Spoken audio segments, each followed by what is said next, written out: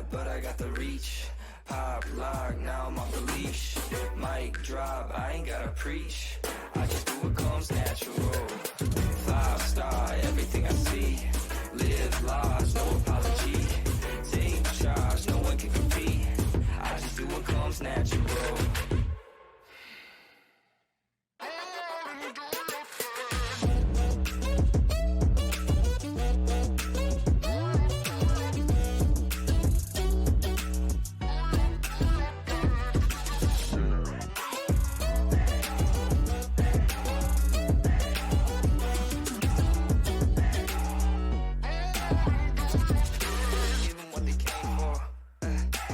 So what you waiting for? What you waiting for? Give them what they came for.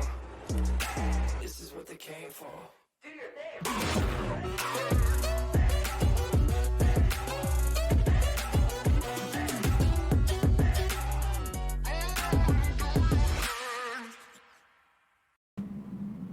Hey everyone, welcome to Printful Threads Volume 4. I'm Hannah and I'm part of Printful's marketing team. I'll be your host for the afternoon.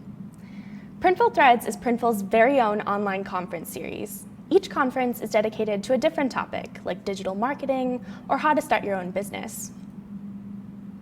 But let's take one step back. What's Printful? You could say we're a print-on-demand company, and you wouldn't be wrong. But above all, we're a company that helps people turn their ideas and passions into brands and products. So if you've got an idea for a brand, we'll take care of your orders while you do the fun stuff, like creating designs, building a community, and making sales.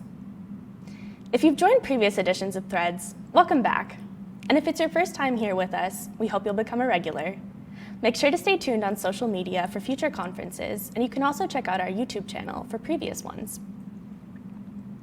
When you hear the word organic, the first thing that comes to mind might be fruits or vegetables.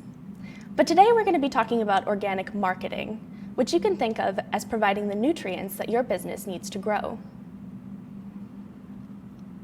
Instead of spending a ton of money on paid advertising or sponsored posts, organic marketing is all about getting people to naturally discover your brand. And just like with fruits and veggies, there are tons of tactics to choose from when it comes to organic marketing. From tantalizing TikToks to blog posts brimming with juicy keywords, there's practically a supermarket full of organic marketing strategies. During today's conference, we'll cover just a handful of them with the help of 4 e-commerce experts, Lucas, Martinch, Sandy, and Nico.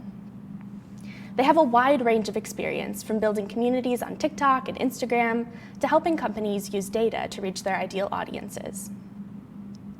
Maybe you've checked out the agenda ahead of time, but let's do a quick recap about how this 2-hour conference will look. After I finish up my intro, we'll be joined by the first 3 speakers, Lucas, Martinch, and Sandy, who will each present for 20 minutes. Then we'll take a quick 10-minute break for you to refresh your beverages and for us to look at some of your feedback from social media. After that, Nico will give his 20-minute presentation and we'll wrap everything up with a good old Q&A. Before we jump into it, I want to let you guys know how you can communicate with us. Leave your comments or questions for our speakers. One way you can chat with us is in the comment section of wherever you're watching this live stream. Our team will gather your questions and we'll bring them up later in the Q&A round. When you type your question, make sure to mention the speaker who you'd like to ask so that we know who to give it to. If you're watching on our Printful Threads landing page and you want to leave a comment, just open up the video on YouTube. Another thing you can do while you're watching is to post your takeaways on Instagram, Twitter, LinkedIn, or a public Facebook page using the hashtag PrintfulThreads. We'll be sure to bring up your findings later on the screen in the conference. As a thank you for actively sharing your insights using the hashtag PrintfulThreads, we'll be randomly selecting 3 lucky winners to win $30 coupons. To be eligible to win, all you have to do is post on a public social media account using the hashtag PrintfulThreads. We'll reach out to the winners privately within 24 hours after the conference has ended. And if any of you want to check out Printful.com and order some cool custom goodies for yourself, you're in luck. As a little treat at the end of the conference, we'll be sharing a coupon code you can enter at checkout to get $5 off your order. The coupon code expires at the end of August 9th, so don't wait too long to use it. I'll try to make this transition as organic as possible. So without further ado, let's get into our first presentation about the importance of building and engaging your brand's community with Lucas Helaouet. Lucas is the head of marketing and product at Speech, a software company that analyzes online community engagement to improve user experience.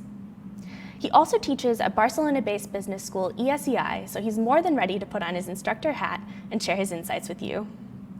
Welcome, Lucas. How's it going? Hi, Anna. Thank you for the intro. Thank you for introducing me very quickly.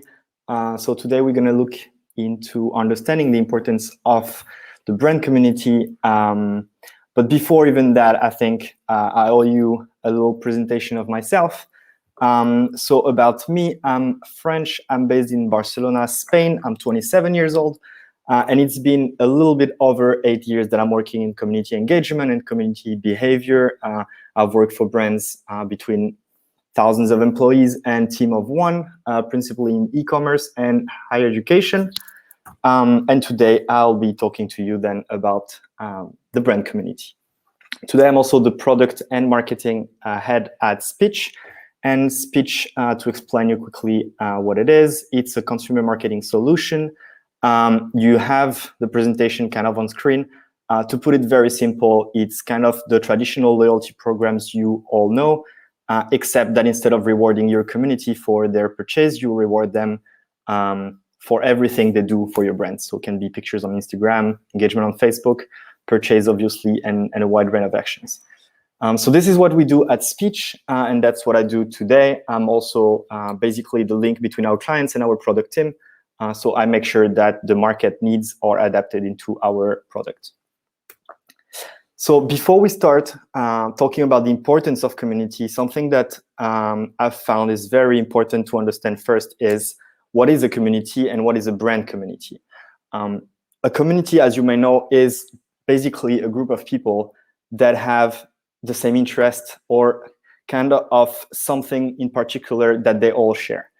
In our case, for example, the common interest would be your brand. So your brand community is basically people that have an interest in your brand. One of the mistakes I've found in several companies, all sizes, when talking to clients, when talking to different profiles, is that the common mistake is that when you think brand community and when you're trying to market yourself, you think your brand community is the people that are buying your products, your service. They're part of it. They are very important to your business because they are the one that make you that makes your business work, basically. But there is also a wide range of people that you might not think of. And unfortunately, if you don't think of them, you don't communicate to them, and you're missing out on very big opportunity here. For smaller team and small e-commerces, actually the brand community can also be your personal community, because if you're a team of one, your business will be linked to your personal life too very often. So your community will be your existing customers, your family, your friends, your followers, but also the people that visit your website that you may not know of, the subscribers you have on your newsletter, your followers on Instagram, on Facebook, the people that you might not see every day, the people that you might not identify, but the people that actually see your messages, that are interested into your product, are interested in what you're talking about. And that's when it becomes a little tricky. When marketing your business, you often think about audiences because that's the way most of the platforms are made. It can be Facebook, TikTok, Instagram.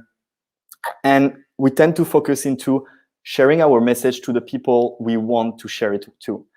So you are like, okay, I'm sending my product. I would like to sell it to this type of clients, instead of thinking who is interested in what I'm selling.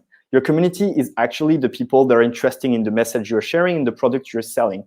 I often use the example of a classroom, and the common mistake is that, for example, the community you would think would be the entire student room, so all the students sitting at the table while the teacher is speaking. Actually, the community is only the students that are listening to the teachers, which, as you all know, can be very different, and the number might vary a little bit.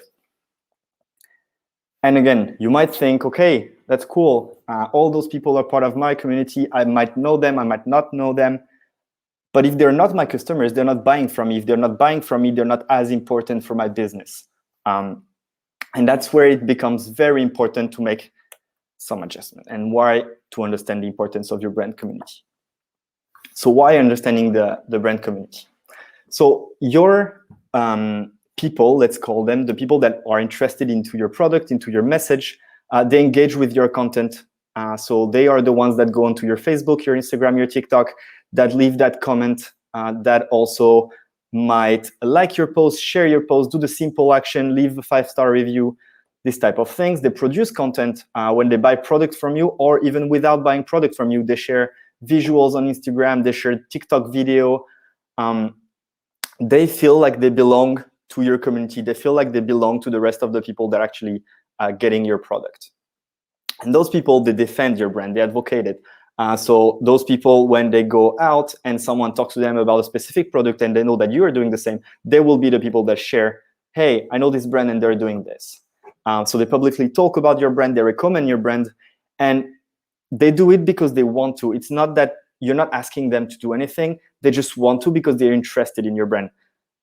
And as they want to do it, they don't ask for any retribution. So you don't pay them, they're free. And that's where it comes to organic marketing. Those people are actually promoting your brand without even you knowing it and without even you asking for it.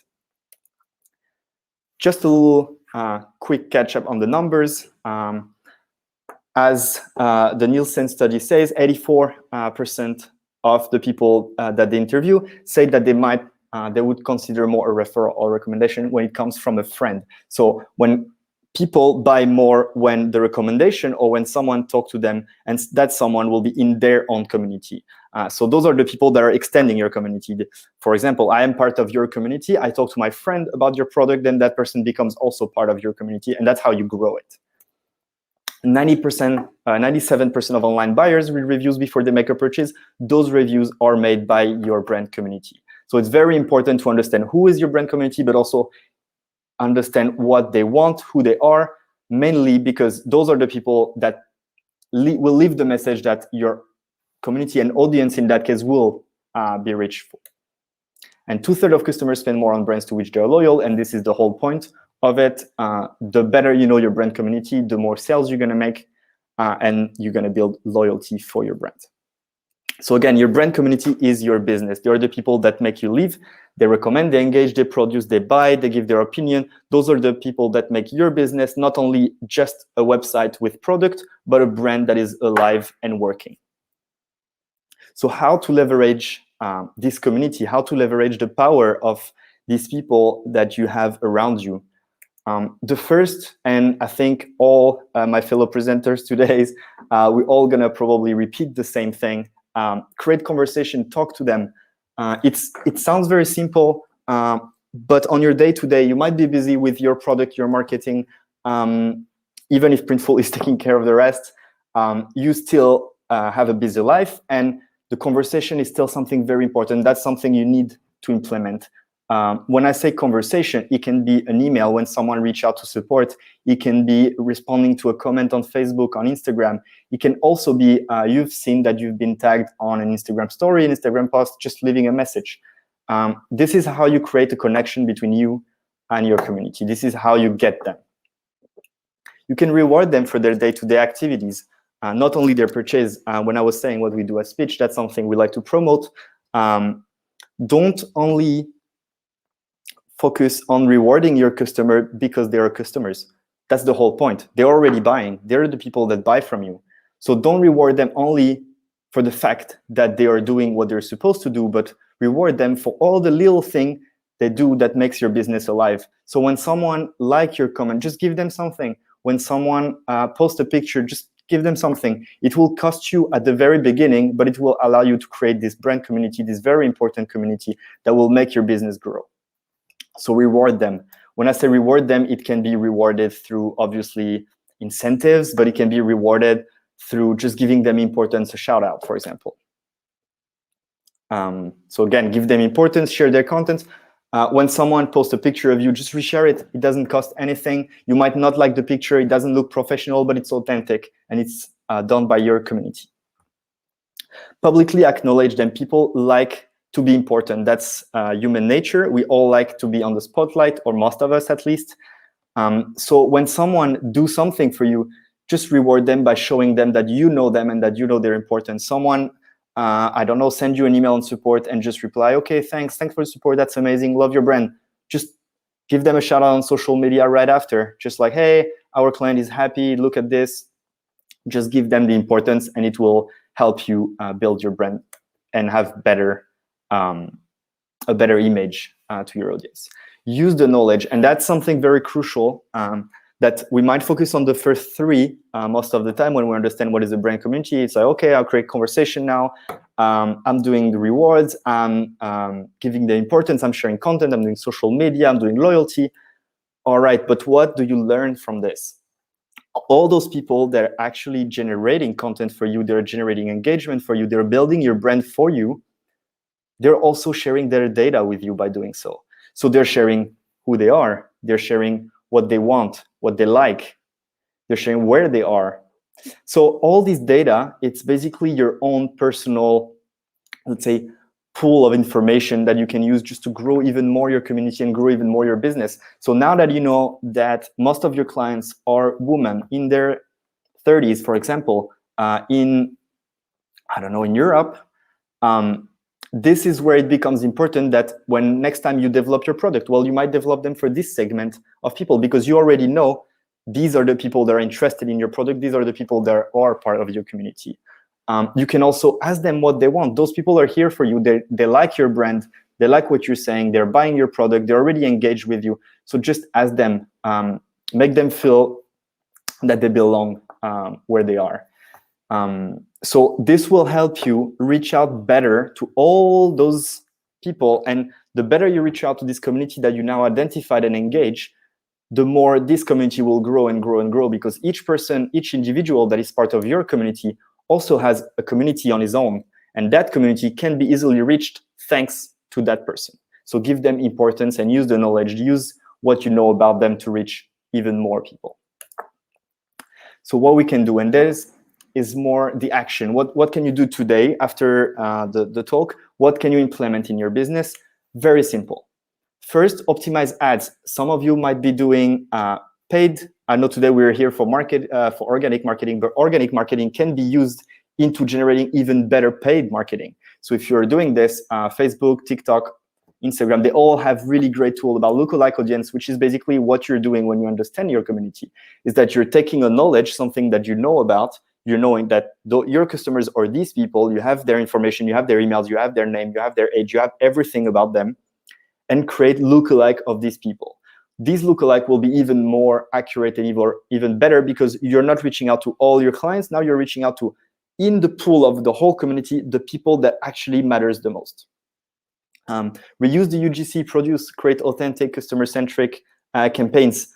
Why not? Instead of spending an hour taking pictures of your own products, why not letting your community do so and share? It's more authentic. Impactful campaign. A/B test, I was saying, ask them, you're planning on launching a new design, just ask them which design they prefer. They will tell you and you will sell more, so that's worth it. Organize exclusive product for them. You're launching a new line of product, you're launching a new design, just give them exclusive access one day before you actually release it publicly. This will give them, again, they will feel important. Use email marketing. Now that you know, even if they're not paying customers, they're just part of your community and they're engaging with you, you can actually use email marketing now to convert them. Drive sales. Obviously, offer them discount offers for every single action they do. They did 10 likes on Facebook. They shared your post on Facebook. Just send them a message privately. Hey, here's 10% discount. You will not lose. You will always grow thanks to these strategies. You will turn them into loyal customers and you will identify them. The last point, which is improving your brand experience, is actually the more you know about them and the more you know how they behave on your website, on your social media, it will help you to do better the next time. Transform your website. If you ask your community what they like on your website, for example, and they tell you that they go there, just analyze their behavior, analyze where they go, why they go there, why they buy more this t-shirt than this pair of pants, for example. And this will allow you to build better and better every time. It's an ongoing process. Better and better pages, better and better products, better and better strategies, communication, messages, visuals that will help you grow and have a better and accurate message. Thank you for attending today's presentation. That was my part. Just to sum up a little bit, today we've seen how to identify your community, the importance of them. We went very quickly about how and little actions you can implement already into your business. They're free. And if you're interested in knowing more and deeper about the topic, you can always reach out to me. This is my email, lucas@speech.com, the Speech website. I actually have a great news is that today's Speech, we're launching a Shopify integration for our business, and the first 100 accounts will have 1 month free. So don't hesitate to reach out to me and ask to get a free month.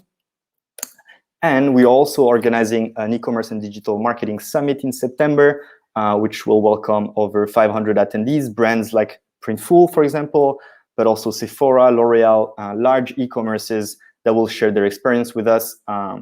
We created a 50% discount codes for you guys. So use Printful Threads on the webpage, which is just below. And you will get this 50% discount. That's it for my presentation today. If you have any question, reach out to me, and I will give it back to Hannah now. That will probably be presenting the new speaker. Thank you very much for the first presentation of Printful Threads Volume 4, Lucas. See you again in the Q&A round later. That was Lucas, everyone, from Speech, where he uses his expertise in online communities to help companies reach their ideal customers. Remember, if you have any questions for Lucas, leave them in the comments and feel free to share your insights on social media using the hashtag #PrintfulThreads. Moving right along to our second speaker, our very own head of SEO here at Printful, and my fellow marketing team member, Martin Groze. Martin has been with Printful since 2017, and in that time, he's built up an international team of SEO specialists who help Printful reach its organic growth goals.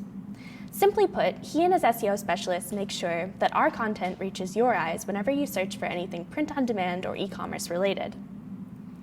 Today, he's got a particularly juicy topic in store for you.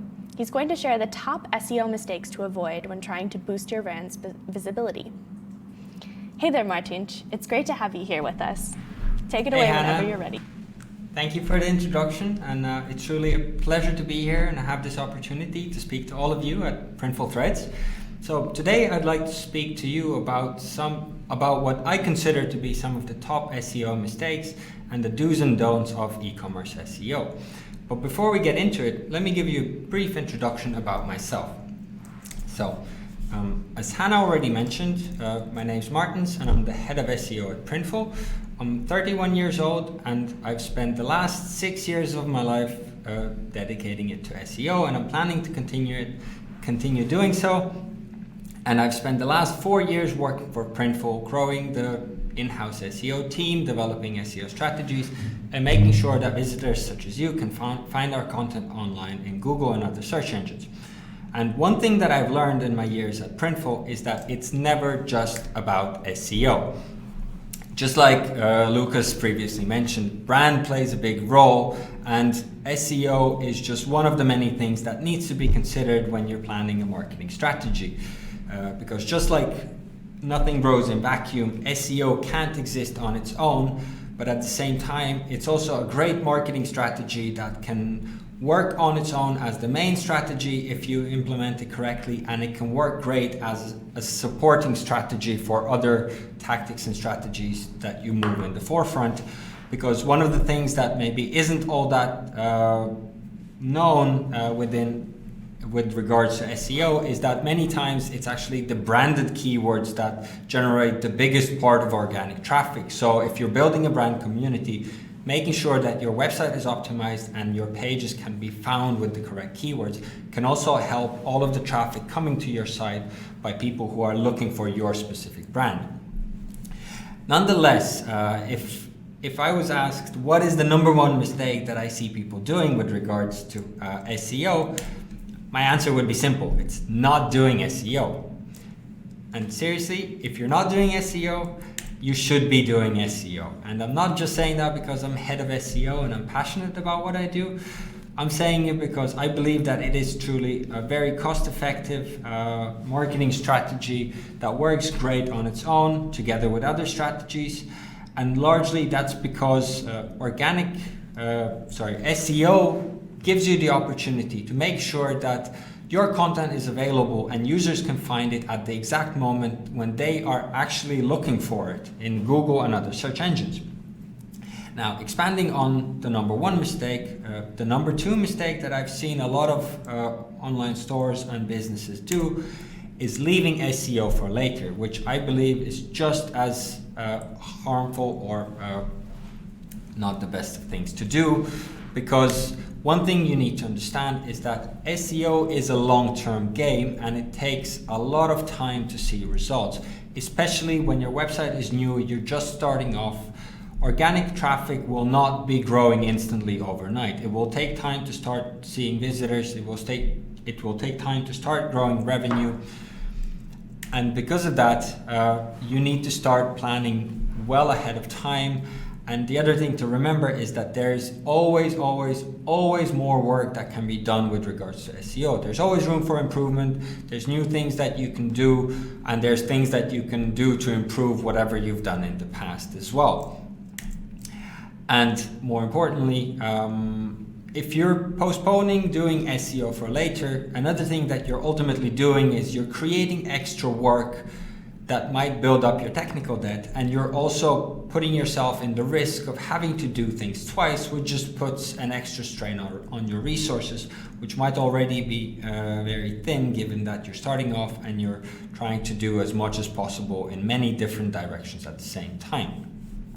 So my advice for you with regards to this particular mistake is that you should try and make SEO part of the planning process. Try and incorporate it into the planning part and try and make it a part of every step of your marketing strategy. It doesn't need to be a big part, but making sure that it's part of whatever you're doing on a regular basis will just make sure that you're decreasing that technical debt that might be building up.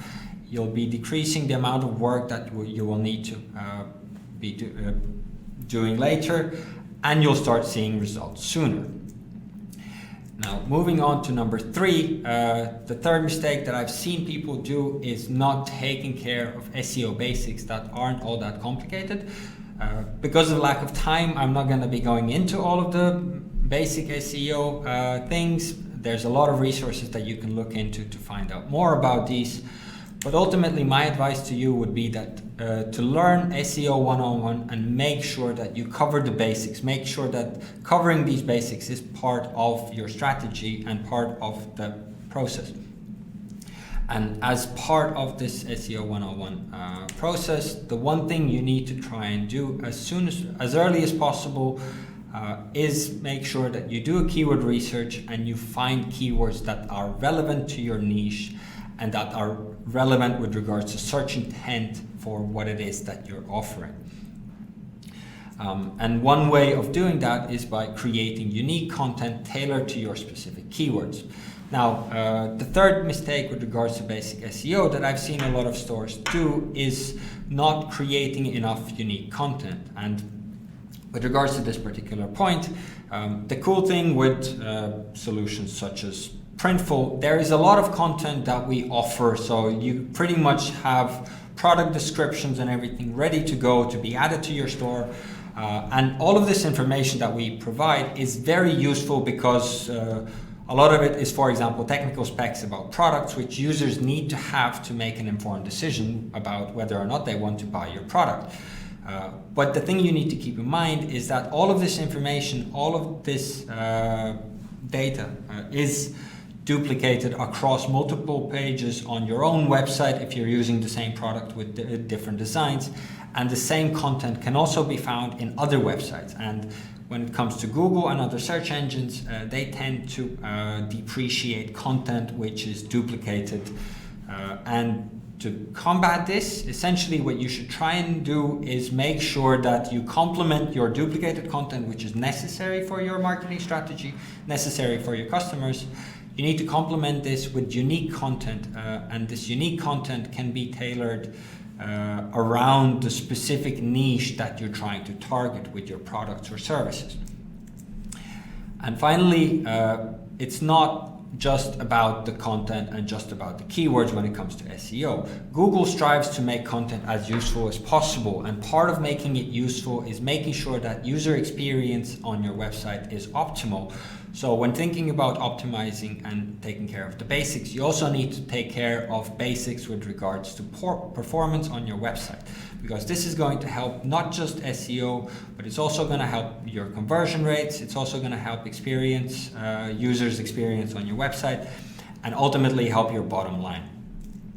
So my advice with regards to this is that what you should be doing is trying to establish your own step-by-step process that you implement and you repeat on a daily basis or weekly or just a regular basis as you work on your website, as you grow it with more products, more services, more content, because that will just make it a lot easier to make sure that basics are covered, and when you have the time, when you have the resources, you can start looking into doing more.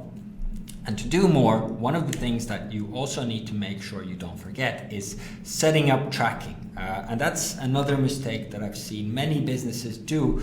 And the thing you need to keep in mind with regards to tracking is that just like organic traffic itself, when you're starting off and if your website traffic is low, data collection will be very slow at the very beginning.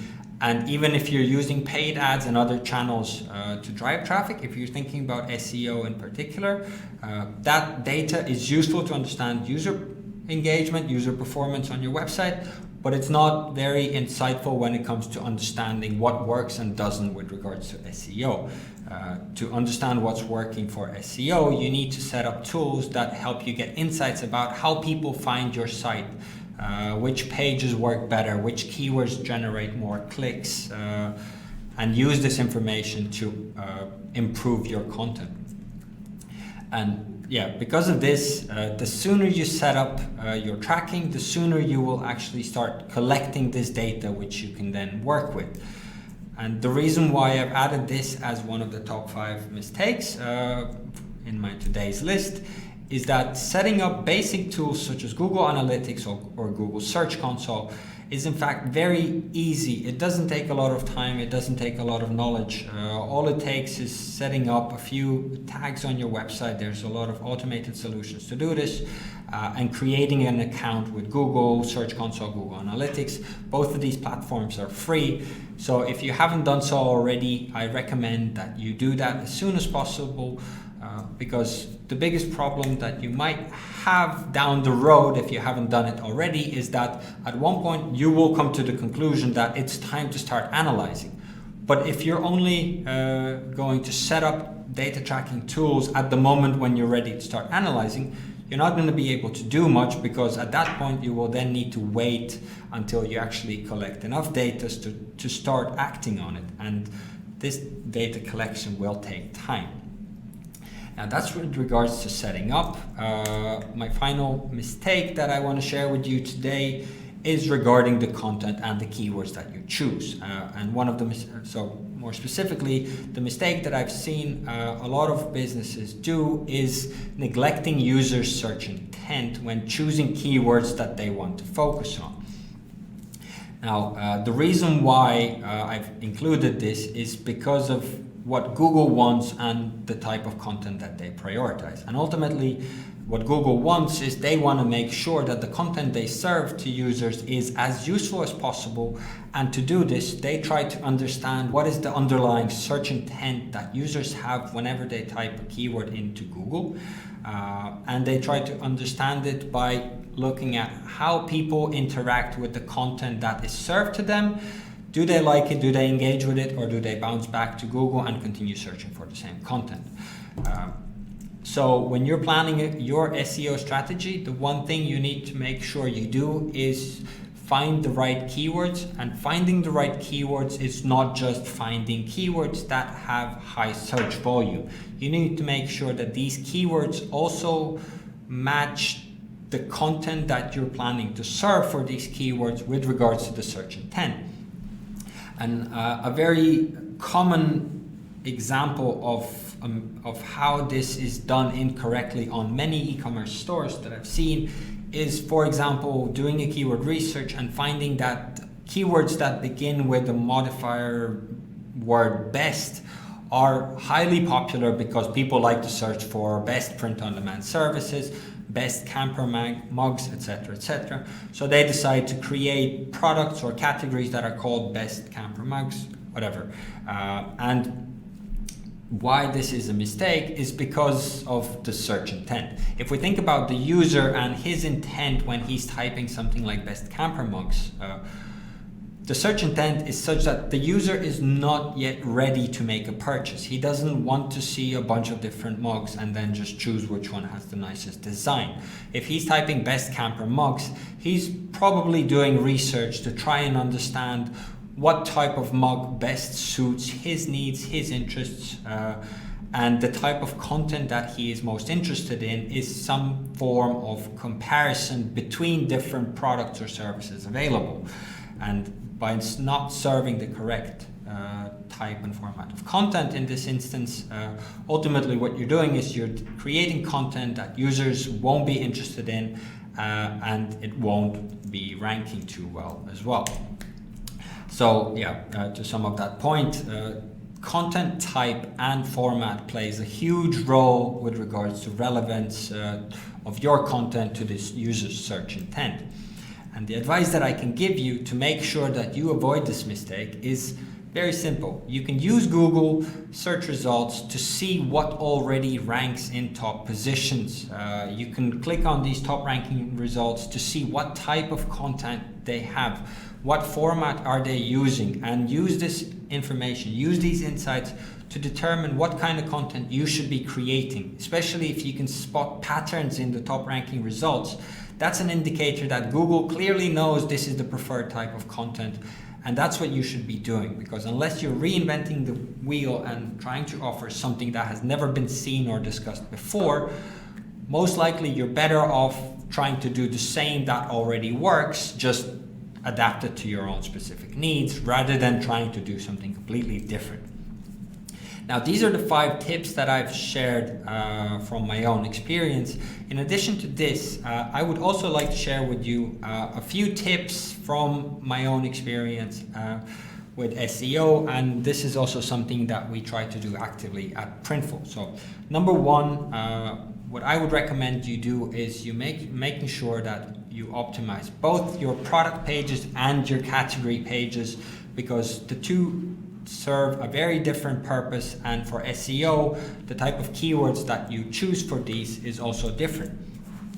Now, if we think about these pages, they are different in the sense that a product page is good when a user knows exactly what he wants. So landing on a specific product page, looking for that specific product is the best thing you can give a user.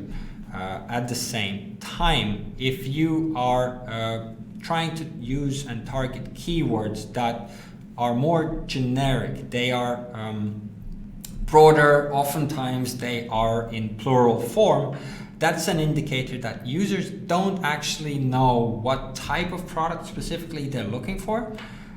So the best thing you can do is actually try and give them a choice. And you can give them a choice by trying to rank your category pages for these specific keywords instead. So my advice with regards to this is that you should try and use the head keywords or the more generic keywords that usually have a larger search volume.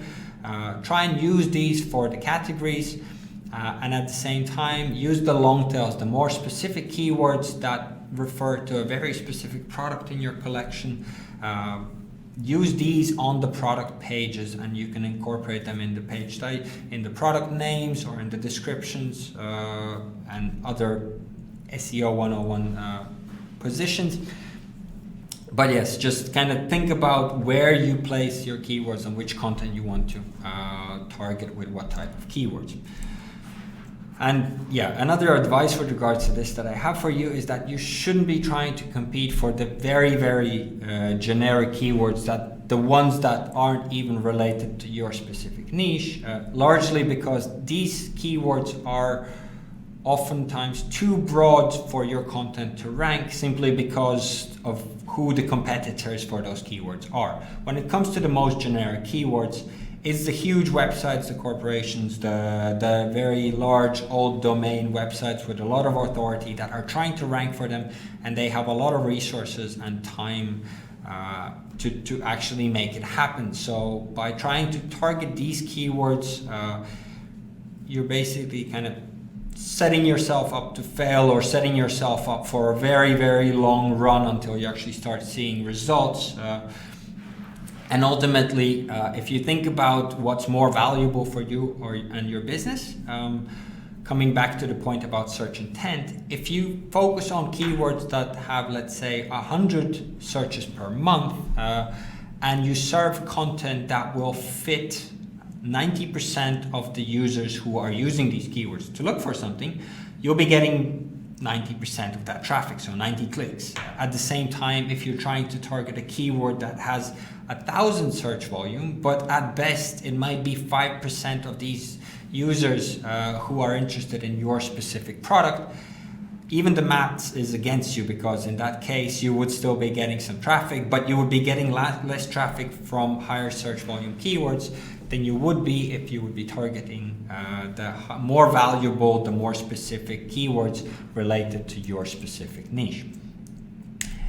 Now, moving on to my tip number 2, internal links that do make a big difference. And internal linking is my tip number 2, not just because it's important for SEO, it's also because it's important for other factors as well, such as conversion rates and user experience on your site. If you have optimal and streamlined internal linking between your content, between your pages, users will be able to find what they're looking for, and if they haven't found what they're looking for on the page that they arrived on, they will be easily able to navigate to another page and potentially find exactly what it is that they came to find.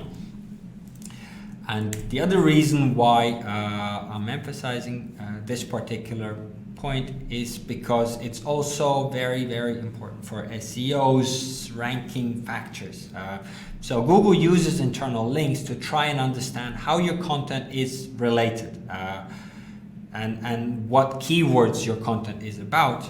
And with that regard, in content links, the links that you find within the body copy of your content are generally far more valuable for SEO than the general site-wide links that you would find in the header navigation, the sidebar, or the footer, because of the context that surrounds them. It helps search engines understand what it is that you're talking about, and it helps kind of pass on some of the authority of that link onto the other page that you're linking to.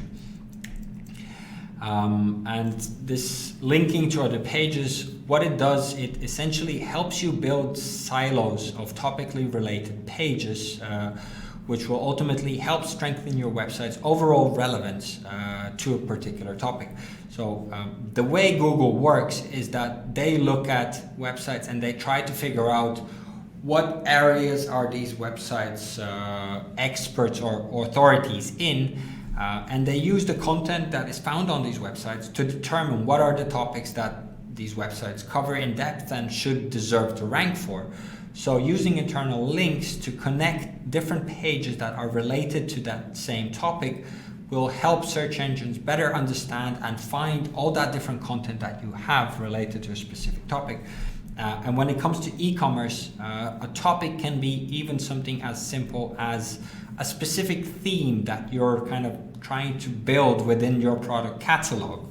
So connecting different products and different categories related to a specific theme will again help improve internal linking signals that are important for SEO and also for users who are just looking for something within that theme, but maybe not quite the product that they found on the first page they arrived in.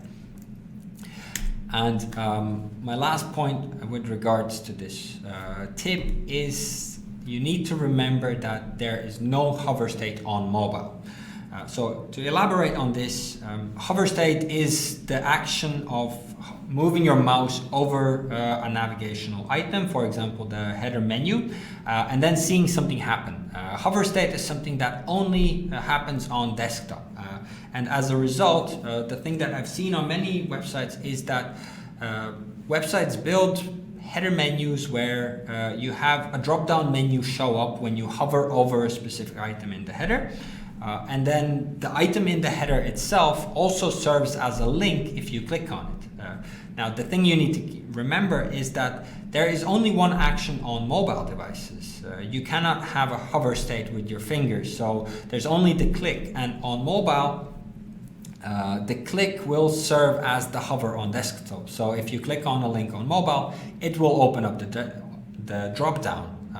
But what this means is that there is no action to actually visit the page that you would visit if you clicked on that link on desktop, unless there is some other solution set up for this. And one of the solutions that you can do to address this issue is create a second link to that very same page within the drop-down that this hover menu shows up for. And to make it even more user-friendly, the other thing that you can do is make this link visible only on mobile devices, which is relatively simple, depending on what platform you're using, of course. But that way you will kind of make sure that users coming to your website through mobile can find all of the pages and all of the links that you're offering without interfering with the user experience of the users who use your website on a desktop. Now, to finish off, my tip number 3 for you today is make use of landing pages, because that's one of the things that I find is kind of undervalued and underused in many e-commerce stores that focus on building up a catalog, building up product pages, and trying to rank for a lot of difficult keywords, but not really getting to the top positions. And the reason many catalogs and product pages aren't able to get to the top positions in Google search results is simply because category and product pages generally have a very rigid structure. There are limits to what you can do with SEO, because a category page needs to have a grid where you see all of the products. A product page needs to have a section where there's the image, there's the product description, and they follow a very, very specific structure, which is very good for user experience when it comes to understanding what's offered, what's available, and understanding what the product is all about. But if we think about optimizing all of the different positions that are important for SEO, product pages and category pages offer very limited options to do this. On the other hand, landing pages are the exact opposite, because with landing pages, the entire page is your canvas, and you can pretty much tailor the content and the images and whatever else you put on your page to the keywords that you want this page to rank for. And you can incorporate these keywords in the top of the page. You can add paragraphs to expand on the keyword, to give it more relevance, to give it context, which will kind of send stronger signals to Google that you're talking about that specific keyword and you deserve to rank. And ultimately, it will just give you a lot more freedom to actually try and get the page more optimized for SEO, so that it's able to reach those higher positions that a category page isn't able to reach. And when thinking about what you should or could build landing pages for, my recommendation would be that you can do this for any type of more general keywords that are valuable to your business. So if a category isn't performing too well and you're seeing that like there's not much traffic going there, but the keyword is valuable, you really want to rank in top positions, you can try and maybe de-optimize the category and optimize a landing page for that specific keyword by adding more content around it. You can pick themes, for example, seasonal stuff that you do for holidays. It can be great for marketing activities and marketing campaigns of other types as well. But in addition to that, you can also help boost your positions for those specific keywords. And when you do this, when you build pages, make sure that you always add a call to action as well. And a call to action is usually a button or whatever else that is ultimately a link to another page. And this is where landing pages also come in handy as a solution for developing silos where you can have the landing page linked to specific categories within your product catalog, for example, related to a theme that you're discussing on your landing page, or you can link to specific products that are that belong to the category for which you ultimately had this keyword reserved for, but then decided to build a landing page itself instead. And of course, these internal links will send signals that will help boost all the other pages as well. So those were my tips and mistakes that I wanted to share with you today. I hope you found all of this useful, and I'm looking forward to hearing some more questions from all of you later on and answering them in the Q&A. Thank you very much for your presentation, Martin. We'll get back to you later in the Q&A. If any of you have any questions already for Martin, you can keep thinking about them, or you can comment them already in the comments section. Make sure to put his name so that we know who to ask. And if you feel like it, you can share what you've learned already on social media using the hashtag #PrintfulThreads.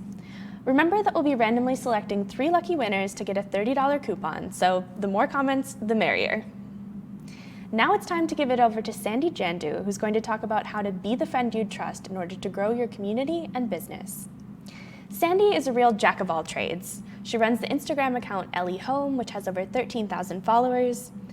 On this account, she shares DIY inspiration by showing not only the end product, but also the process that goes along with her DIY projects. And of course, she executes the projects themselves, spanning everything from a faux brick wall in her living room to a puzzle piece end table. She also sells merch using Printful, like t-shirts and hats for her Ellie crew. It's a pleasure to have you here with us, Sandy. Take it away whenever you're ready. Thank you so much. Thank you. I'm so excited to be here. And yes, we're talking about how to grow your business organically. And really, this is a message about being people first. So before we get started, I'll give you a little bit of an intro about me. Yes, I own Ellie Home, and I'm a lifestyle content creator with a focus on DIY and design. My background is actually in art and English education, as well as information systems technology, which is a weird mix, I know, but I really love being able to create with both sides of my brain, and I think it's really helped me build out my community as well. My community that I've built largely on Instagram is over 14,000 people strong, and it is an incredibly tight-knit group of folks that know that they can trust what I recommend. And we're going to talk about how exactly I've been able to build that as we go through this. So what we're going to cover today are really answering 3 questions. One is, what business do you have? It's a really simple question to answer. Once we go through that, we'll talk about the bulk of the presentation, which is around what's your why? And there's going to be 2 sides to that coin that we'll cover.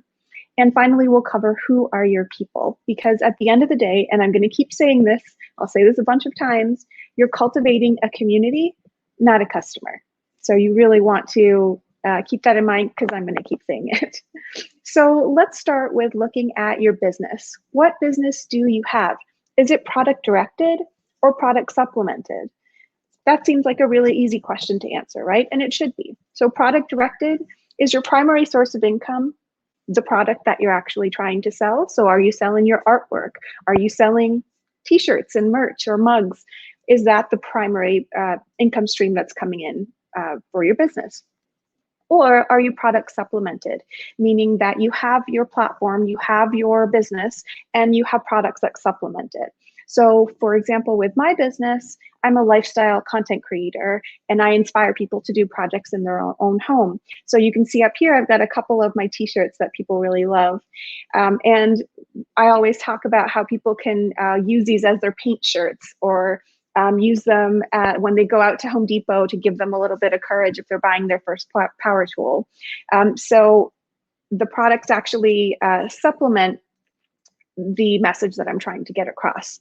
And once you answer that question, that's really going to help guide your messaging and your communications as we move through to build your community.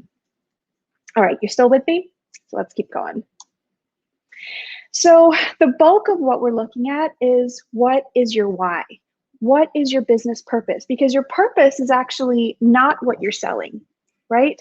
Your purpose is the message that you're trying to get get across. So for example, for me, I want to inspire people to love the homes that they're in. So how do I get that across? Right now, social media is really blurring the lines between storefronts and the people behind those storefronts.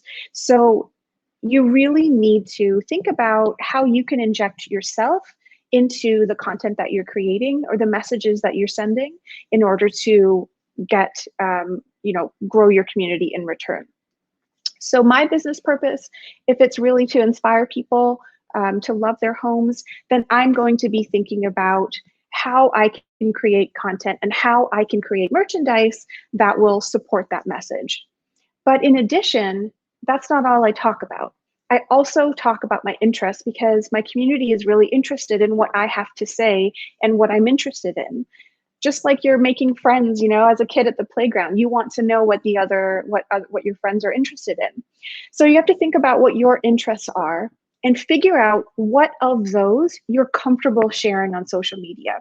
So in addition to sharing about DIY and design, for example, I share a lot about anti-racism practices. I share a lot of food content. I share a lot of content around the books that I'm reading. I have figured out what my interests, my community is interested in, and I make sure to share them. So once you've figured out your purpose and you've figured out which of your interests you're comfortable sharing on your platform, you can merge those two to figure out your why. So for me then, my why is to have an inclusive platform with people that are also interested in DIY and design. So I hope that makes sense. But it's not all about you, right? We are trying to build community. We're trying to cultivate this trusted community. So you also then have to think about your audience. Who is your ideal audience? There are so many ways, and there are amazing marketing experts out there who can really go into this in detail. But at its crux, you're thinking about who is the ideal. So you can do that in a couple of ways. You can list out features that they might have. You could also think about them in terms of an avatar. So think about one person that would be your ideal friend that you're trying to make to build out this community, who could potentially then become a customer. So for me, for example, my ideal audience member is going to be a working parent who really wants to come home and feel like they're in their space, that it belongs to them and they have put their stamp on it. You also then want to think about what their interests are. Are they inclusive? Is their home kid friendly, pet friendly? Are they interested in bold color? That sort of thing. You want to think about what they're into. What books do they read? What movies do they watch? And then you want to incorporate those into your why, so that now we've created this circle between what you're sharing with your audience and what they're sharing with you, because they really, really want to get to know you. And if they want to get to know you, then you should want to get to know them. Okay? So then we start to look at who are your people then, all right? So you've figured out your why. You've really done the work to figure out what your interest is and what your business purpose is. And you've figured out how you want to reciprocate that with your folks. To find out that kind of information, you can also do polls on social media. So you can ask, are folks interested in DIY or design more? Or are folks interested in mugs or water bottles more? There's a whole bunch of questions that you can use. You can ask about people's interest in movies and books, that sort of thing. And then you're going to really understand who your audience is, who are your people, because they will share your purpose and their interests, and they will trust that you reciprocate. Now, that doesn't happen overnight. What you're going to do when you figure out your why and your core messaging is you're going to share that message regularly and often. So you can kind of see in my branding and my presentation and on my shirt, it says, do what you love always. That has become like the mantra for Ellie Home and everything that I do. And I share that message regularly and often. And I don't do it to try to manipulate the system or to try to get something from people. I genuinely believe it. And it's genuinely my purpose for this work that I do. And that comes across in the authentic way that I engage with people. So now what I'm doing then over time is I'm only sharing brand partnerships that I know my audience will be interested in and that they trust that I really love too. I'm only sharing projects that are applicable to my home or my clients' homes that I also know will be reciprocated with my audience. And if people share information with me or projects with me that I've inspired, I'm sharing that widely as well. So it really goes both ways. The other thing that Lucas mentioned earlier as well is when people message you, when they comment on your posts or other posts and they've tagged you, you want to respond to every single comment that you get. I know our days are busy. I know that it gets really difficult, but there are ways that you can use quick text to have a series of responses that you want to give to folks. But more often than not, I want you to really be thoughtful about how you're engaging with this community, because they're messaging you because they really want to engage with you. They want to be there. They want to be a part of your community. And that's a really powerful privilege to have. So if someone comments on my Instagram post, for example, I'm commenting back, usually immediately. I spend a couple hours in the morning doing that. If someone DMs me, they're probably going to get like an in-depth conversation because I genuinely want to get to know them. And when you do that, when you start to engage with these folks, they start to not just see you as a storefront. They start to not just see you as someone who, is out there selling product, things like that. They start to see you as a friend, as a community member. To that end as well, I've stopped saying like followers on social media, and I say community members, because it really is allowing me to think of these folks as my peers and allowing them to see the same. So to close out then, it can really be daunting to create a customer base, but if you incorporate these tips, if you really think about what messages you're trying to say. So for example, my message is I want to inspire folks to love their homes they're in. And if you just really lead with that, so for, like I'm saying here, if you lead with your heart and really think about being people first, the return on that is going to be more impactful than just throwing merch in someone's way. So creating a community of trusting and engaged people is all about the energy that you're putting out first, so that then those folks will come back and trust what you have to say. That is all from me, and I can be found anywhere and everywhere at Ellie Home. Yeah, thank you so much, you guys.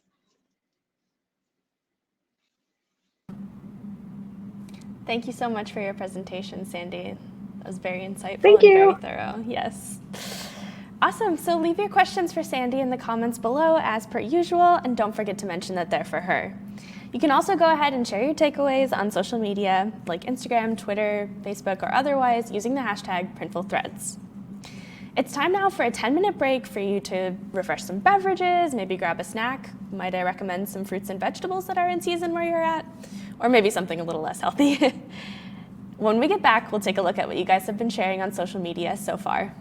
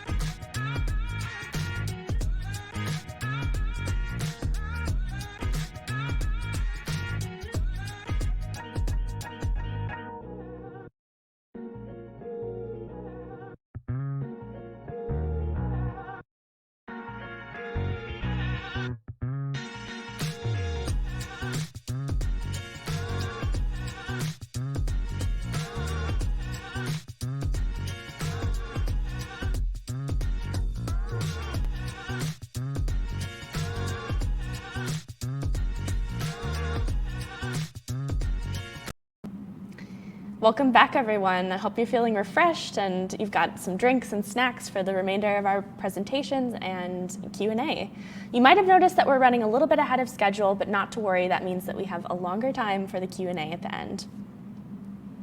Before we get started with Nico's presentation, let's pull up what you guys have been sharing on social media so far.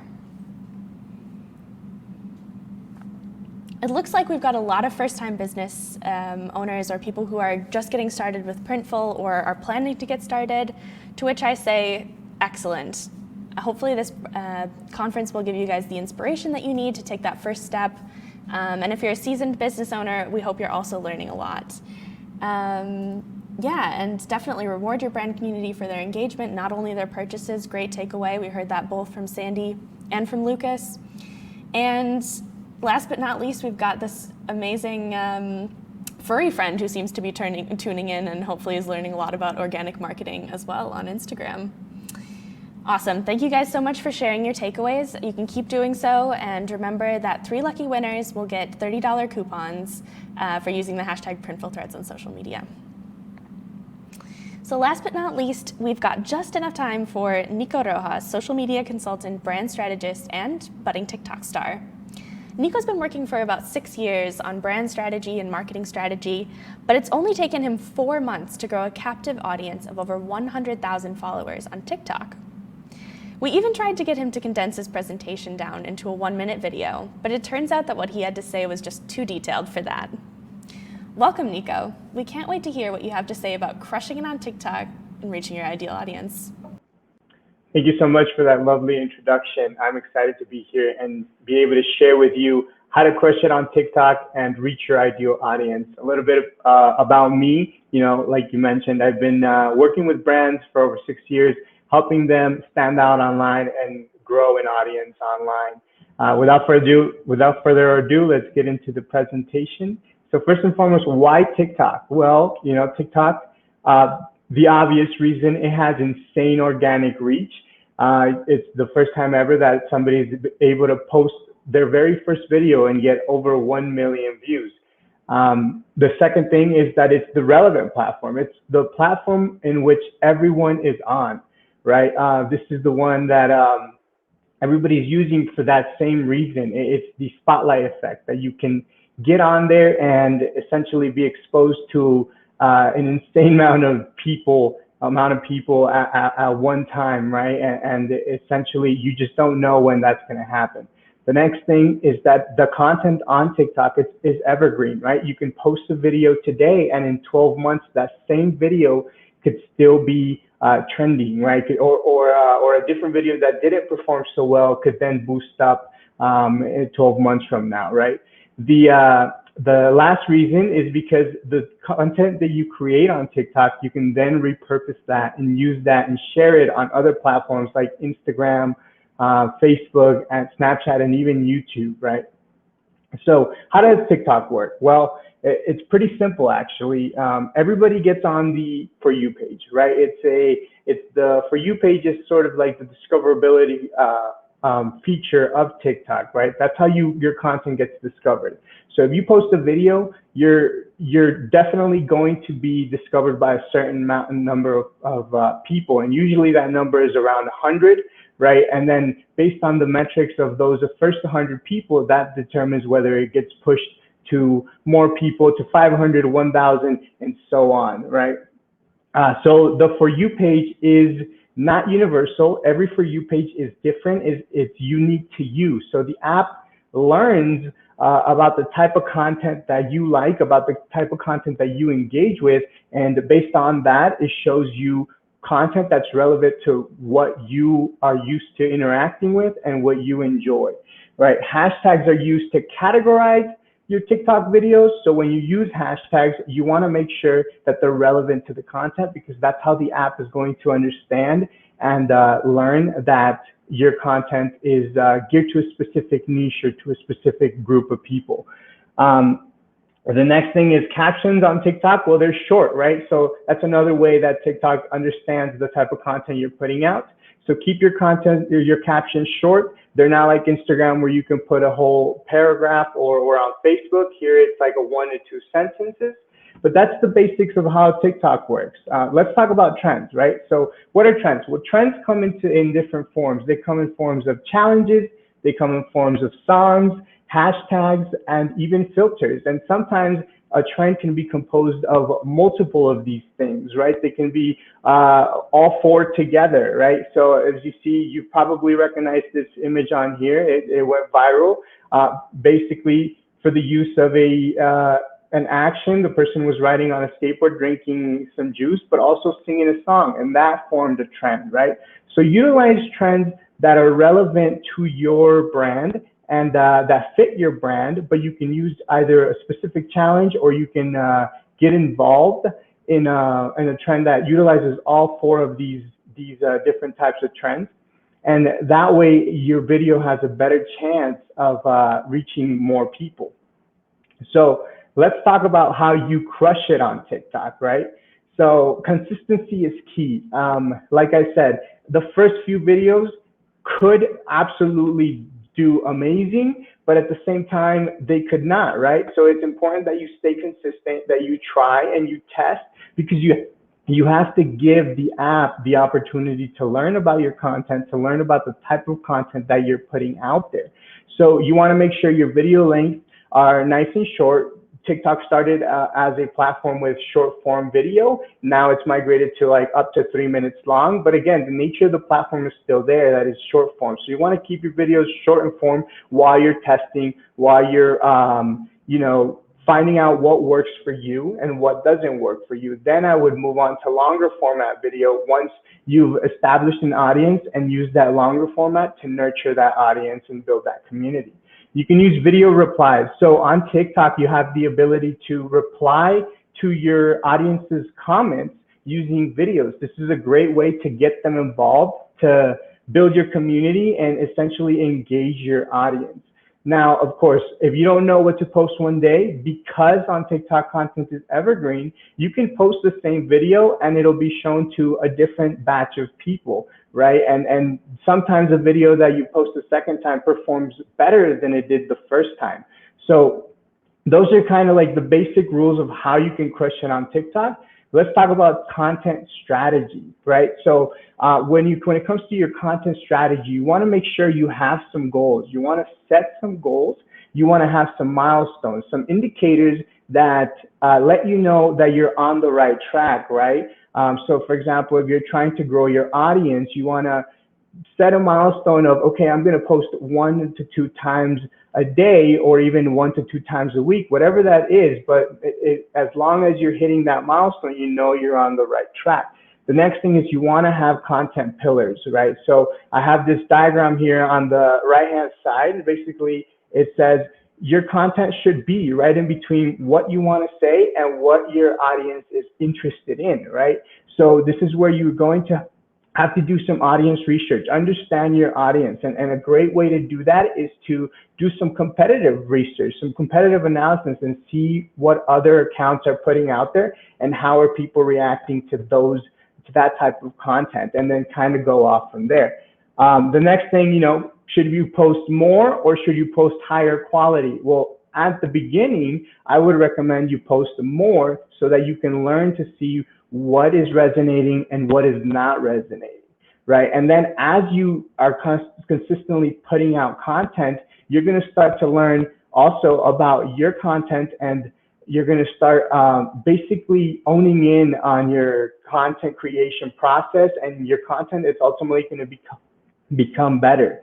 You also want to make sure you have a call to action at the end of your video, right? You want to ensure that you're telling your viewer what it is that you want them to do next when it comes to your content. So make sure that you're either telling them to, follow your account, to give you a like, to leave you a comment, or even send them to the link in your bio, right? Your online store. But always have a call to action because it's very, very important.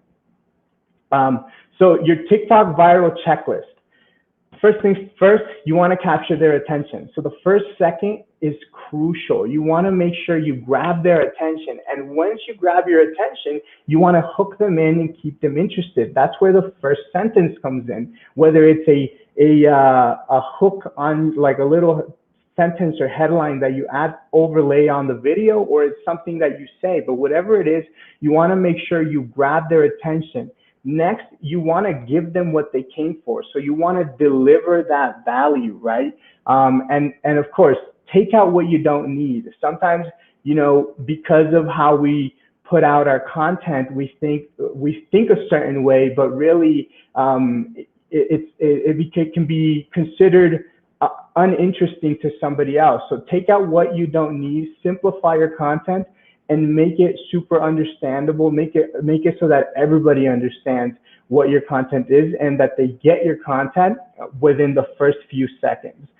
Next thing is you want to use trending sounds. You want to use popular sounds because it adds to that familiarity effect, right? When you hear something familiar, you're more likely to watch it. On top of that, you want to use hashtags that aren't oversaturated, and also so that TikTok knows how to categorize your content. So rule of thumb is you want to use hashtags that are within the 1 million to 10 million traffic range, right? And then second to last is be different. Now, this doesn't mean at all that you need to create your own trends or that you need to essentially do something completely different than from what everybody else is doing. This simply just means, you know, if you do something that's already done, add your own unique style to it so that you differentiate yourself from everybody else. You don't need to reinvent the wheel. You just need to find your own way of spinning it. Last but not least, you need to engage. And engaging on TikTok is a little bit different than engaging on Instagram. You're not necessarily doing outreach to get exposed, to reach more exposure, but you're engaging to sort of activate the algorithm and let the algorithm know that your content is performing well. So you want to make sure you engage with your audience. When they leave you a comment, you want to engage with them. You want to reply and let them know that you're here for them as you're building your TikTok audience as well. So last but not least, you want to test and measure. You want to make sure that you're watching, you're auditing your account, you're seeing what your total play times are. You're also, you know, what your average watch time is, right? Because all these indicators are going to let you know what's performing well and what isn't, what you can tweak and adjust so that it does perform well the second time. Also understand where your traffic source type is coming from, right? When a video does really well on TikTok, 9 out of 10, it's going to come from the For You page, right? It's the discoverability aspect of it that it's going to be new people. But keep in mind, because sometimes it might not do well on the For You page, but it will do well on your, based on like your following count, right? So keep that in mind. That way you can learn to see what's performing well in terms of your already established audience or the new ad audience that you're going out there. Take a look at where your followers are from,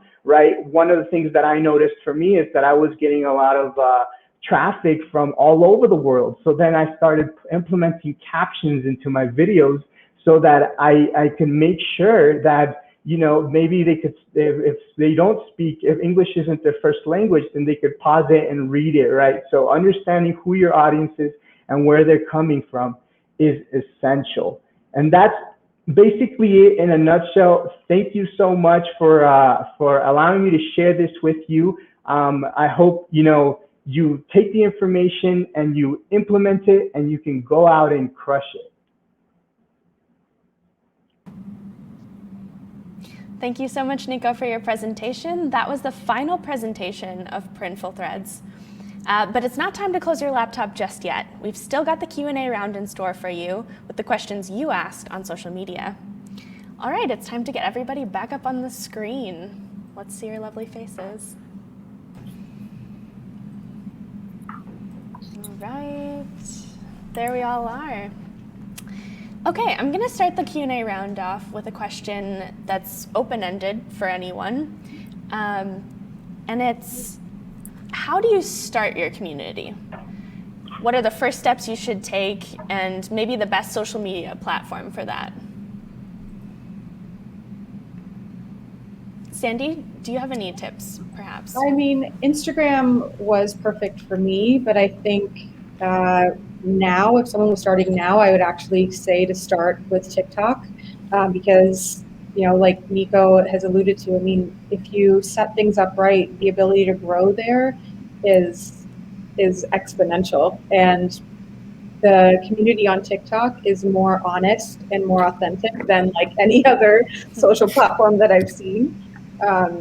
So I think it would be to just, again, like think about that core messaging that you want to share with people, like what the heck it is that you want to say, and start sharing it on TikTok. It's so much easier because like you don't have to like have something that's like perfectly formatted or perfect photos or anything like that. You can just talk to camera, and someone will listen.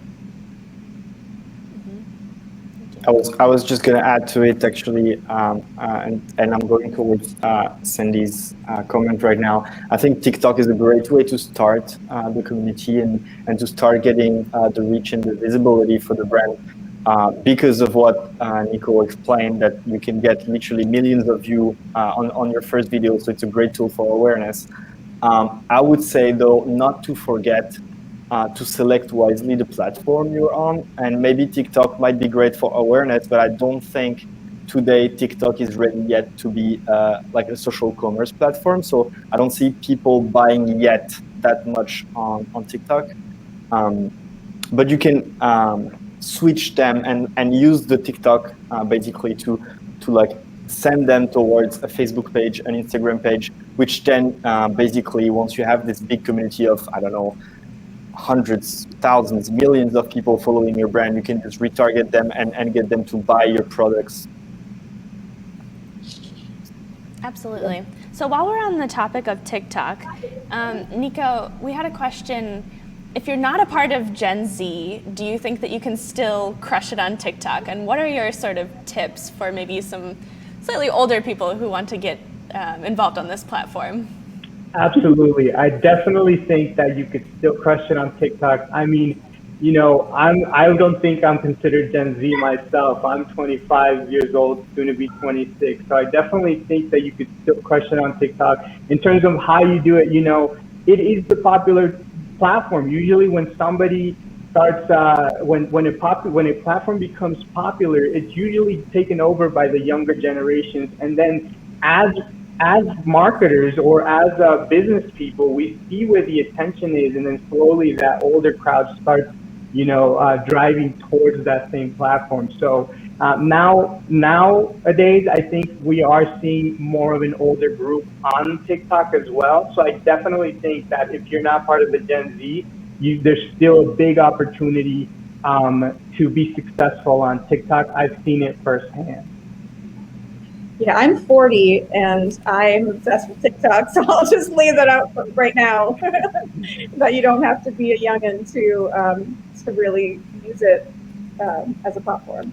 Yeah, and actually, I've seen brands doing amazing brands that you might not expect on TikTok. Like you might expect the very young brands to go on TikTok and crush it, as Nico said. But I've seen, for example, I think it was L'Oreal in Europe that did some cosmetic campaigns on TikTok organically, and they just like basically set the game for any brand that want to join TikTok. So I think there is literally a place for everyone on TikTok, and it's becoming popular amongst almost all generations. Moving on from talking about social media to perhaps going to email, Lucas, there was a question for you, which was, when starting out building a customer base, should somebody focus on building a community on social media first or an email mailing list? Okay, so I mean, the email, which is probably, I would say, the more traditional kind of old-fashioned way of doing business, I don't think one exclude the other one. So I think, as we just mentioned at the beginning now, that social should go first. And for example, TikTok and all those platforms, just because they allow you to reach more people, you will need the email of your customers, you will need the email of those people that are part of your community, but that will come later. I think to set your business, to set your brand for success, first off, you should focus on social, mainly because it's live. It's in a live platform. Email are static. Social media always evolve. You can have conversation, which is a bit harder on email. And it's also where they are. That's where the audience is right now. It's social media. It can be TikTok, Instagram, LinkedIn, Pinterest, can be anywhere. And as I was mentioning during my talk, you can always use I like to use the reward strategy to get the email after that. And I saw some of the comments that were mentioning, yeah, but like if my business is like just starting, I might not have, the rewards to set. And I just want to like, if you want to have, once you have this reach and this awareness into your community and you got those people on social, when I said reward for their like, for their comments, it doesn't mean that you have to give them a free product for reward. You can give them a shout out on social media for something. You can send them a sticker. I know Printful does stickers. So for example, you could do that.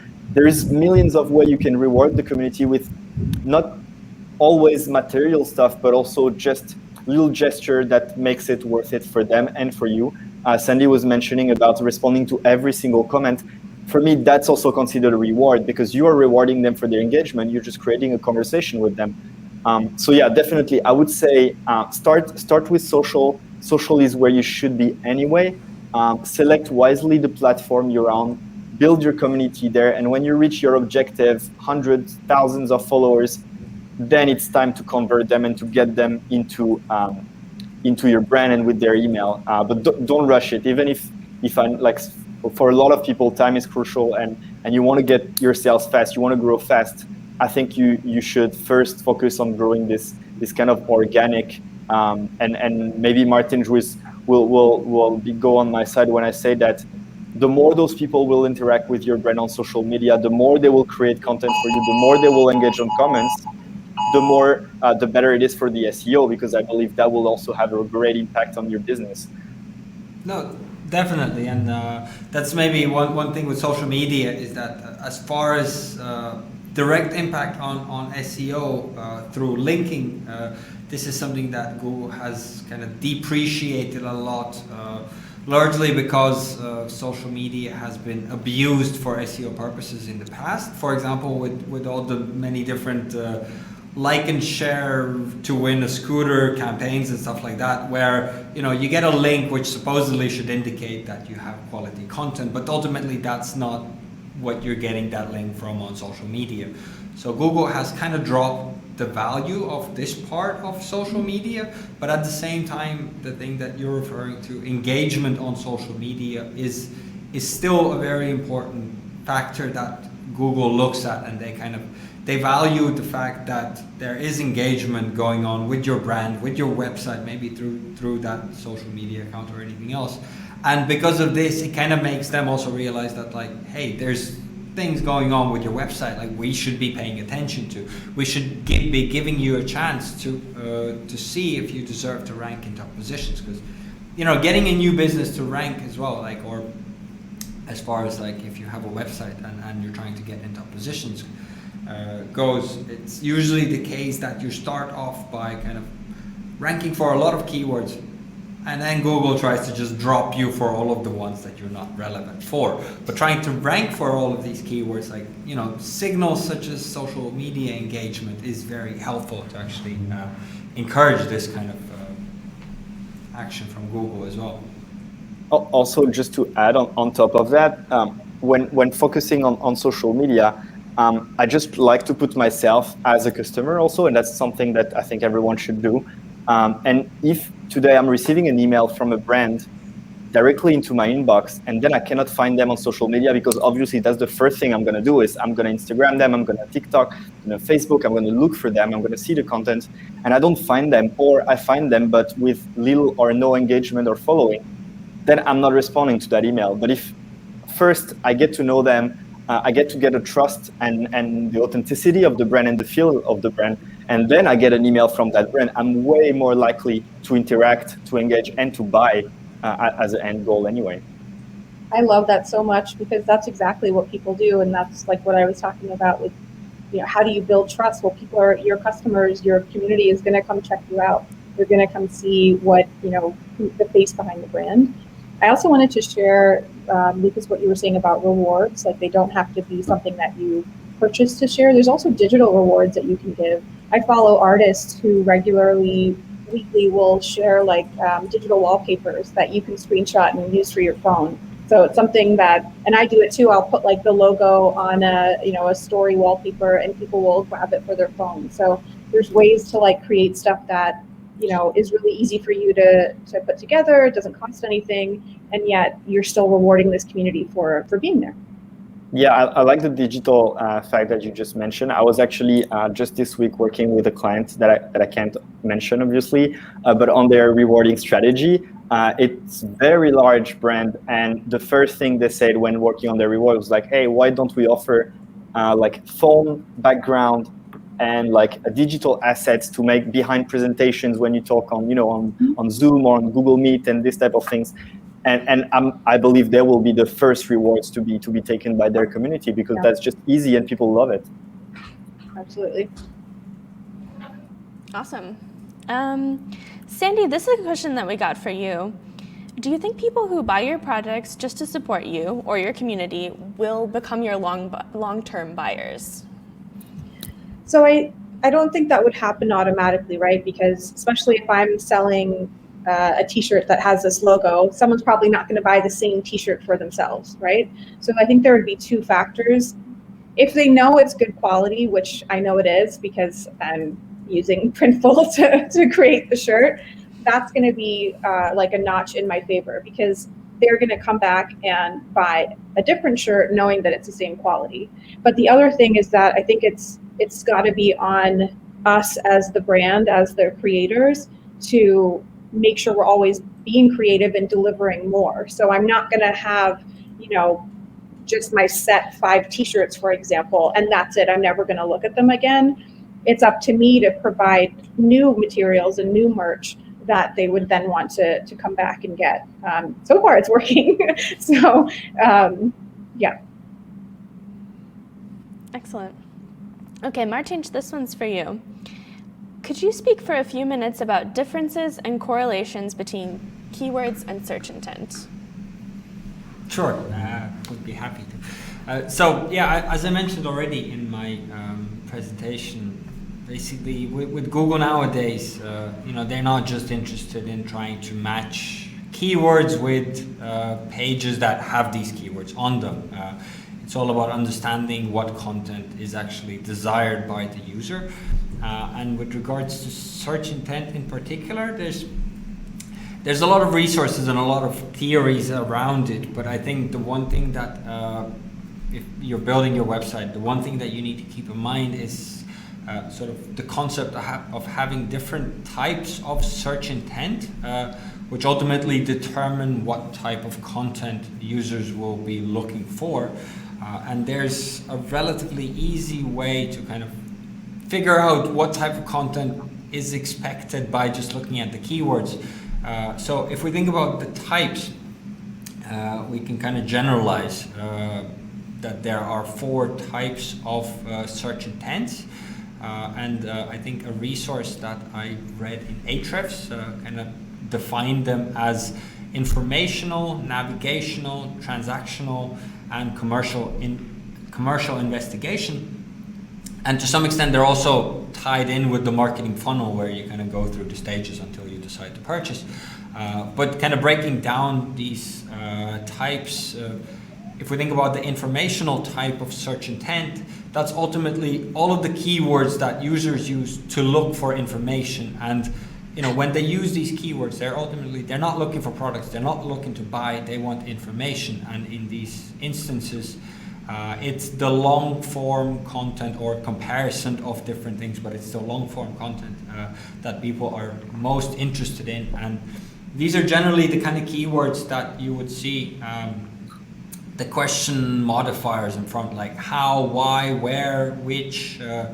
When people look for something like that, you obviously see that like what they want is an answer to their question or like a bigger story around that question. But ultimately, the type of content you need to create is, long-form blog posts.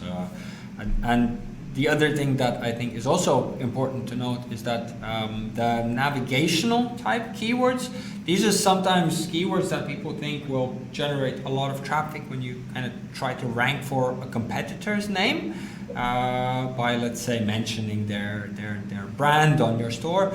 But navigational keywords, many of which are in fact brand names, are generally used by people who are too lazy to add that .com in the browser. So they just write TikTok and then they Google it and then they click the link in Google. And this is how a lot of ultimately organic traffic is generated, but it's actually branded navigational traffic that serves just one purpose, which is to get the user to the actual platform. And if we use TikTok as an example, somebody might want to rank for, let's say, sell on TikTok with a blog post or something else. And as a result of that, they might be ranking for the keyword TikTok as well. And for SEOs, seeing keywords with large search volume is cool. And if you're in top position, that's great. You're going to be getting a lot of traffic. But the truth is, like with keywords such as TikTok, there might be millions of searches per month. But nobody's going to click on anything which is not TikTok because they're not interested in learning about TikTok. They just want to go to TikTok and then start using TikTok. So these keywords don't really have any real value for a business.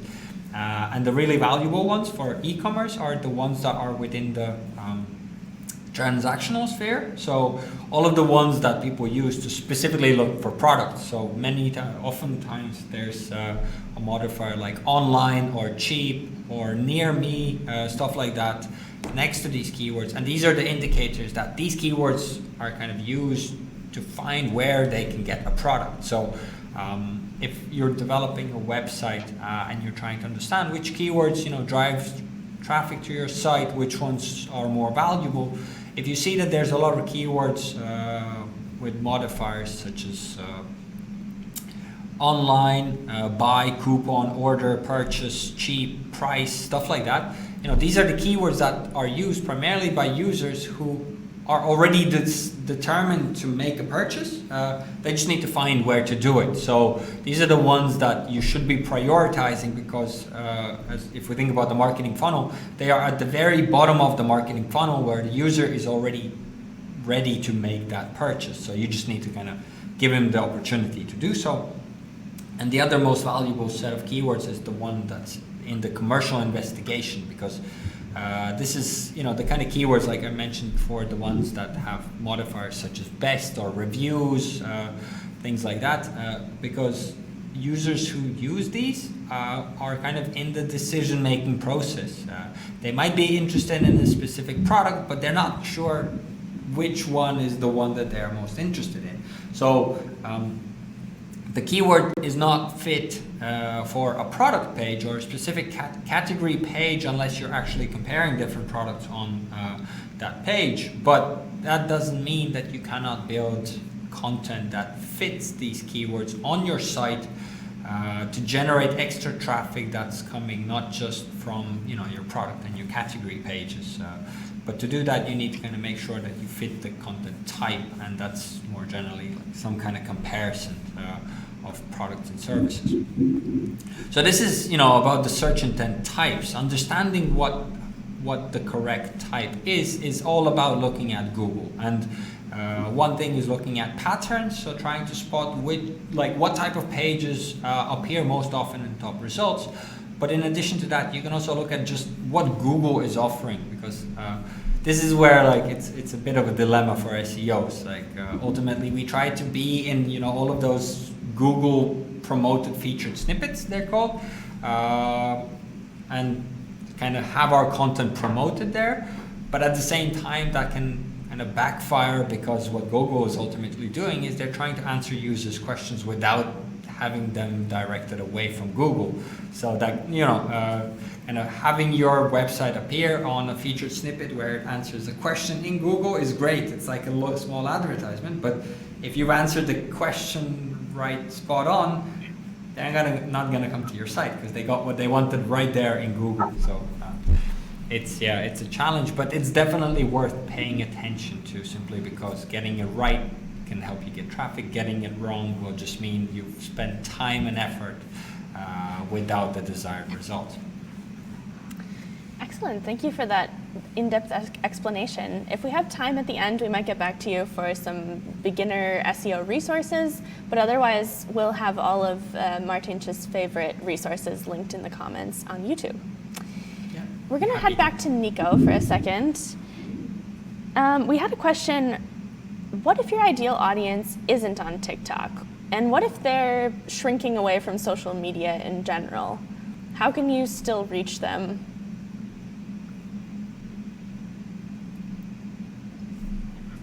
So if your ideal audience isn't on TikTok, you can still use TikTok to generate interest in other people, right? So even if your ideal audience isn't on TikTok, you can still use TikTok to build brand awareness, to basically promote your brand and deliver your brand experience to somebody that could potentially become your ideal audience. Excellent. And maybe Lucas or Sandy, have you seen this sort of trend of people shrinking away from social media in general? And do you have any tips on how to keep them engaged, or maybe other ways to engage them outside of social media? Well, I think the let's call it, the problem has two aspects to it. The first one is you were just mentioning how to get to the people that I want to get to.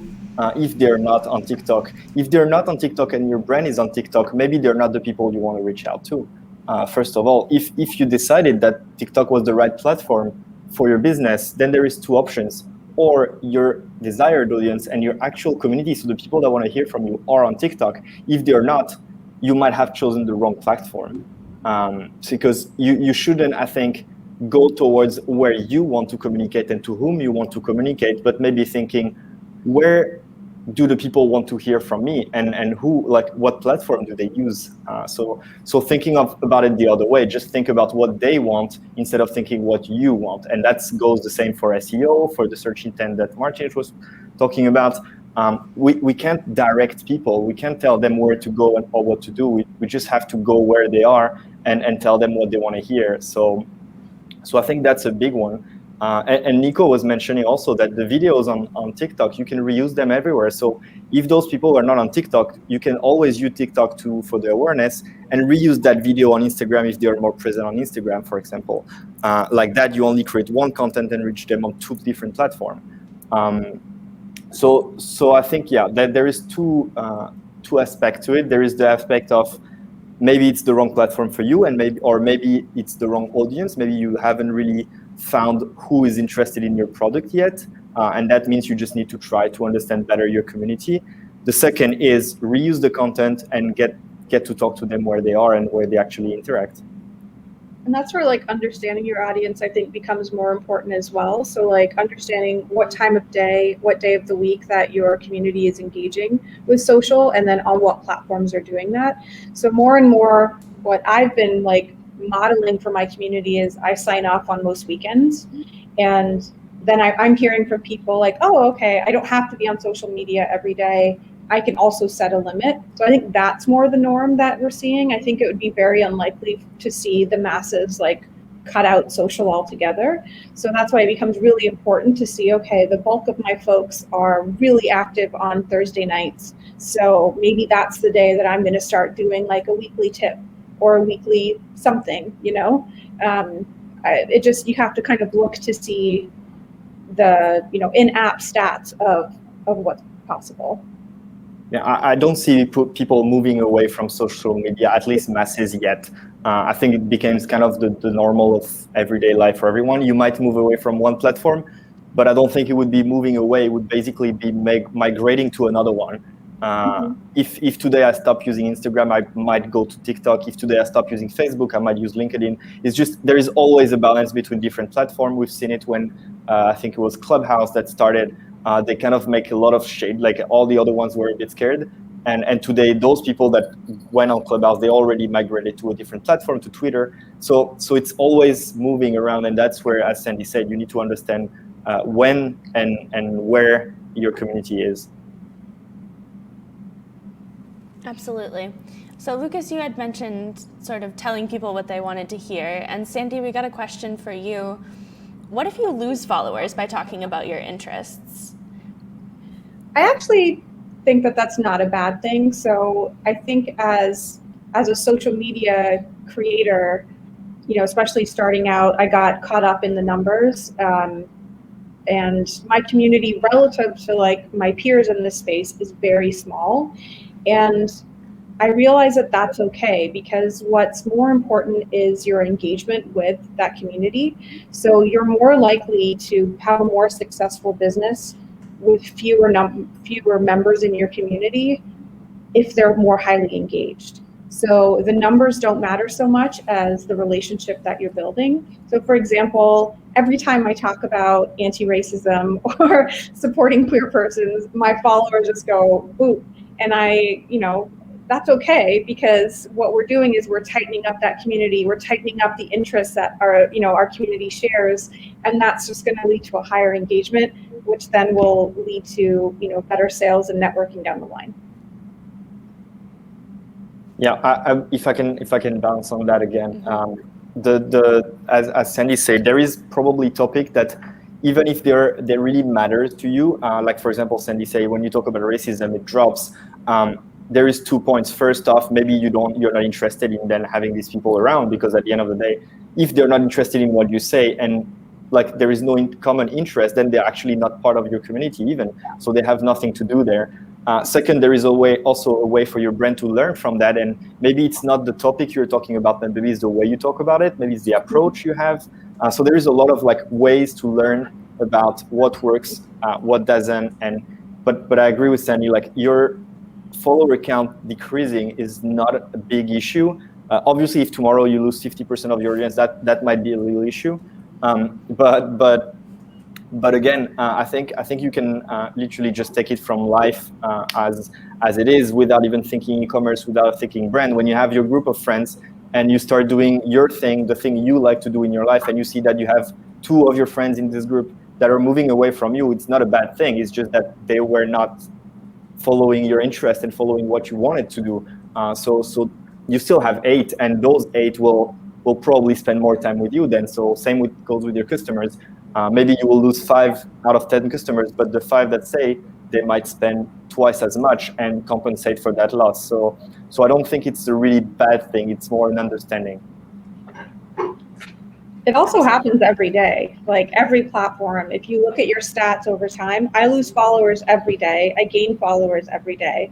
So I try not to look at that part of my stats if things are going well, because like it's the engagement that matters so much more. Definitely. Okay, final question for everybody, and let's start off with Nico. We have a lot of new, or let's say people who have just started with Printful or who are starting up an e-commerce business. What's the one main tip that you would give them that they could maybe start with tomorrow? The one main tip that I would give them,